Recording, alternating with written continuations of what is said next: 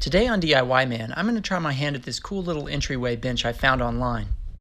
I'll show you how to build my version, which is a little more rustic.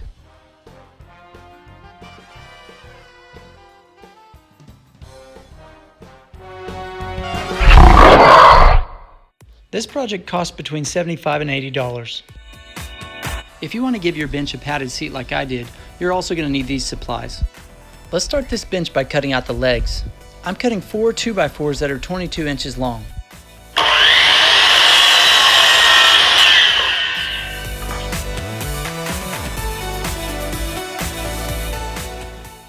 Next, I'm drawing a line 3 inches down across one of the 2x4s.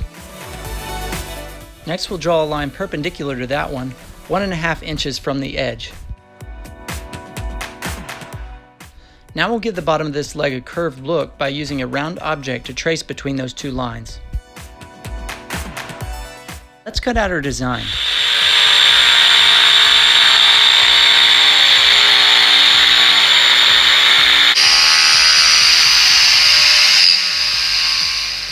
Once your first leg's cut out, use it to trace the other 3 legs, then cut those out as well. Now's the best time to sand these down if you need to do so. I'm using an 80 grit sandpaper here. Here's a quick snapshot of the completed legs. Let's cut 4 1x3s that are 34 inches. These are going to make up the basic frame of the bench. Put 2 pocket holes on each side of those 34-inch pieces.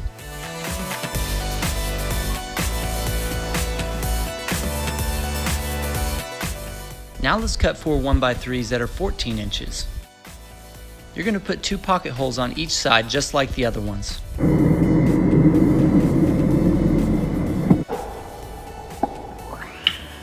Here they are with the pocket holes. Let's take the 34-inch boards and join them to the legs. I'm joining these with wood glue and pocket screws. As you can see, I've set a piece of 1/4-inch plywood underneath these boards. This will make the legs stand out from the frame just a little bit. The bottom of that lower 1x3 is 19 inches from the top of the legs. Now I'm joining my 14-inch boards to the sides. As you can see, I'm still using my 1/4-inch plywood, that way it sticks out from the legs just a little bit. It's really easy to get carried away right now. Make sure your pocket holes are on the inside of your piece of furniture, otherwise you're going to be really sad once you get it all together. Let's take some measurements at the base of our bench in between the 1x3s. I need to cut a piece of plywood that's 15 inches by 39 inches. Yours might be a little bit different though, because my 1x3s were kind of an odd size. Next, take a measurement where your 2x4 legs are going to sit. Mine's 2.5 inches by about 5/8. This is one of those times where you really want to measure twice and only cut once. Also, you definitely want to make sure your notches are pointed the correct way. Now's a really good time to sand this piece. I'm attaching this piece with wood glue and a small nail gun. It should be flush with the top portion of the bottom 1x3s. Let's cut a piece of plywood out for the back of the bench. This piece should be 34 inches long and 16.5 inches tall. You might want to take a measurement to make sure it works for yours as well. Put 3 pocket holes on each of the short sides and 2 on only one of the long sides. I'm attaching this plywood back with those 6 pocket screws you see there on the side. As you can see, the other 2 pocket holes are on the top of my board. We'll use these later to attach the seat top. I used wood glue and a small nail gun to attach the bottom portion of that board. Let's make our little cabinet doors. Cut 2 1x12s to 14 inches. I found some bundled strips of lattice at Lowe's. I'm going to cut 4 of these pieces to 14 inches. I'm using wood glue and a small nail gun to attach these to the sides of the doors. Lattice is kind of an odd size, so you're going to want to take a measurement between each of these. I needed to cut 3 more pieces that are 8 3/8 inches long. Once those are cut, attach those to the tops and bottoms between the side pieces. I recommend filling in your nail holes with a little bit of wood putty.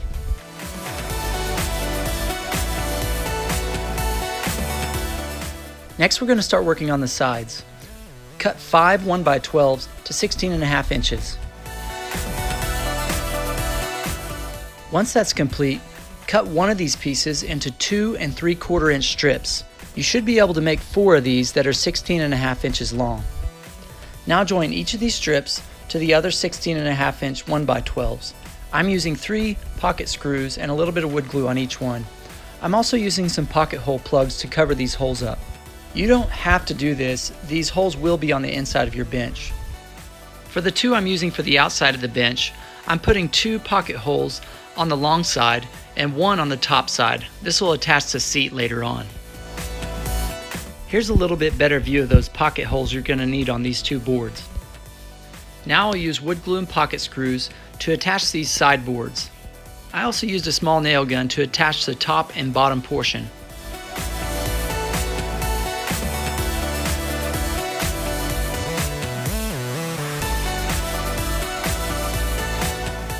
I went ahead and used pocket hole plugs on these as well. Let's go ahead and put the hinges on our cabinet doors. I'm hanging the doors right now so I can find the placement of the center portions of the bench. I'll take these right back off when I go to stain and varnish.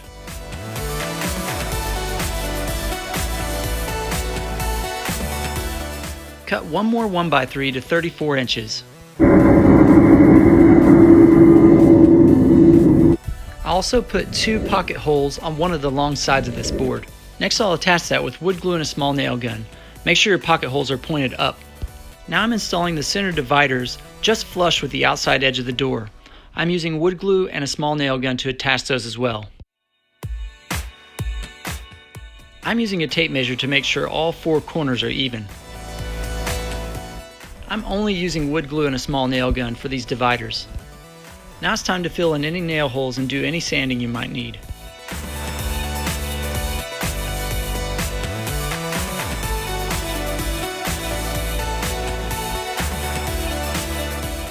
Now for the seat top, cut a piece of plywood that's 17 inches wide by 41 inches long. I recommend cutting about a 1/4 inch off of each corner. When you go to sand this piece, really focus on getting rid of any sharp edges. This will help keep your foam or cloth from being cut by the plywood. Here are a couple snapshots before we finish the bench. Use whatever kind of stain you want. This just happens to be a dark walnut.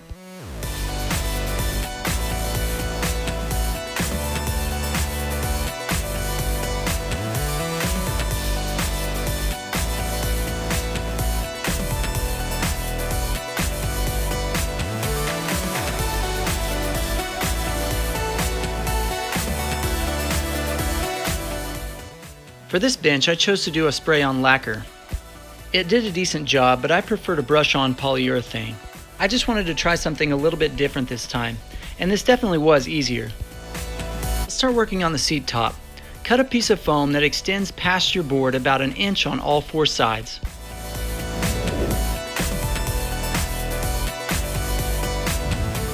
Now cut your cloth to extend about 3 to 4 inches past your plywood.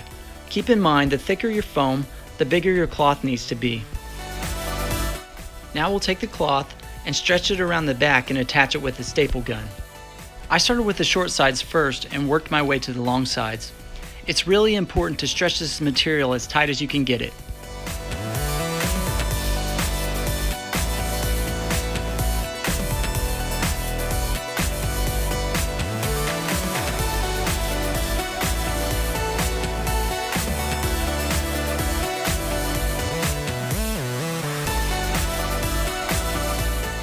Here's my finished seat top before I attached it. Once your bench is dry, go ahead and reinstall your cabinet doors.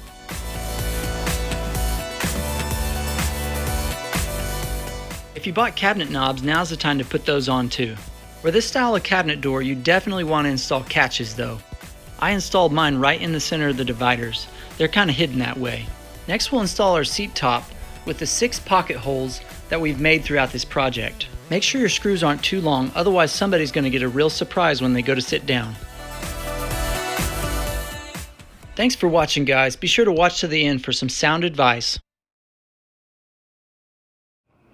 Can I get a new drill? Why do you need a new drill? It's for all of us. For all of us? Yeah. I could even make fried chicken with it. Fried chicken?